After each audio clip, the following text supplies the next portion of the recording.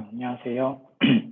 저는 대리운전 기사를 대상으로 야간 작업 특수건강 진단을 실시했을 때 이것이 주간 졸림증 개선에 효과가 있는지를 확인하는 연구를 계획하였습니다.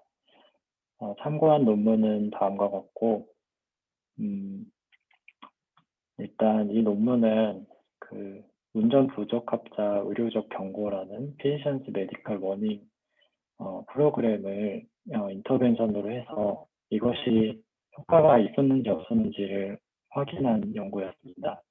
그래서 일단 필리전스 메디컬 워닝이라는 것이 어떤 것인지를 말씀드리면 캐나다 온타리오 주에서 1968년에 처음 도입돼서 현재까지 시행 중인 제도로 여러 가지 건강상의 문제로 운전을 하는 것이 위험할 수 있는 사람들을 대상으로 한 의사의 공식적인 경고입니다. 이 경고를 받게 되면 최대 면허 정지까지 가능하다고 합니다. 하지만 과거엔 이 제도를 잘 의사들이 활용을 하지 않았는데요. 의사들이 이 제도를 활용한다고 해서 자신들에게 특별히 이득될 것이 없기 때문이었습니다.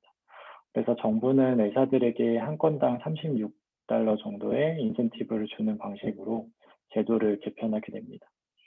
그래서 개편된 새로운 제도가 실제 환자들의 교통사고 위험을 낮췄는지를 확인하기 위해서 이 연구를 캐나다에서 재수행을 하게 됩니다.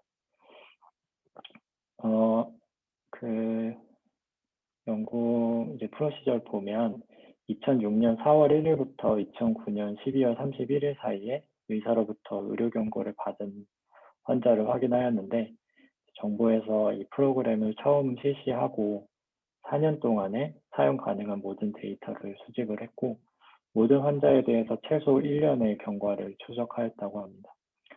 타임 제로라는 것은 이제 각각의 환자들이 첫 번째 경고를 받은 날이 다 각자 다르기 때문에 그 첫 번째 경고를 받은 날을 이제 0으로 설정을 하게 됩니다. 이런 나이 성별 거주지 정보 같은 경우는 온타리오 주의 파퓰레이션 레지스터리를 활용을 하였다고 하고 교통사고 기록은 ICD-10에 이런 코드를 수집을 해서 확인하였다고 합니다. 연구 디자인은 셀프 매칭 크로스오버 디자인을 적용을 하였는데 ICT 연구에 비해서 좀 더 윤리적이고 이제 실용적이라는 장점이 있고 또 셀프 매칭을 통해서 유전적, 개인적 요인이나 교육 등 개인적 특성에 의한 컴파운딩을 제거할 수 있는 장점이 있습니다.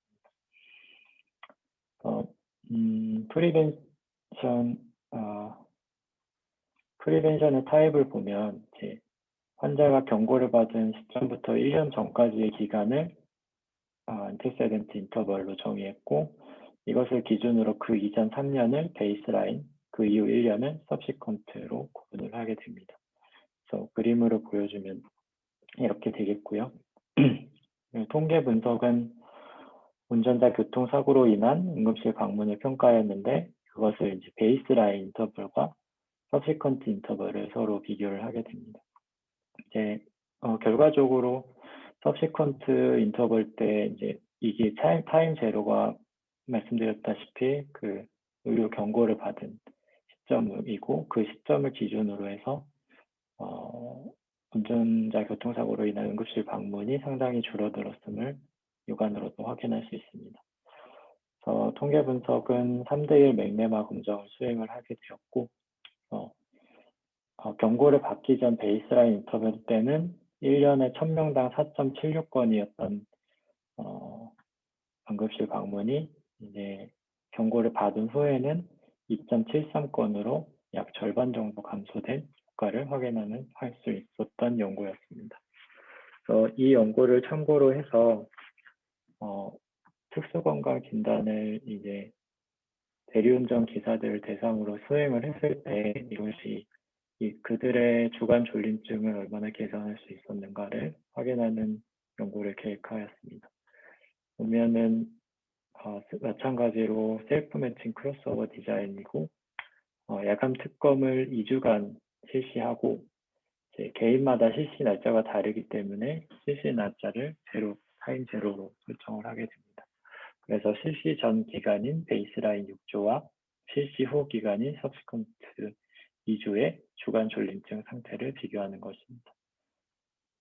그래서 인원은 150명으로 하였고, 연구 결과는 ESS 스코어를 제 연구 결과로 확인했는데, 그걸 이제 작성을 이제 일주일에 한 번씩 계속 꾸준히 계속 체크를 함으로써 얼마나 달라졌는지를 확인할 수 있겠습니다. 네, 이상입니다.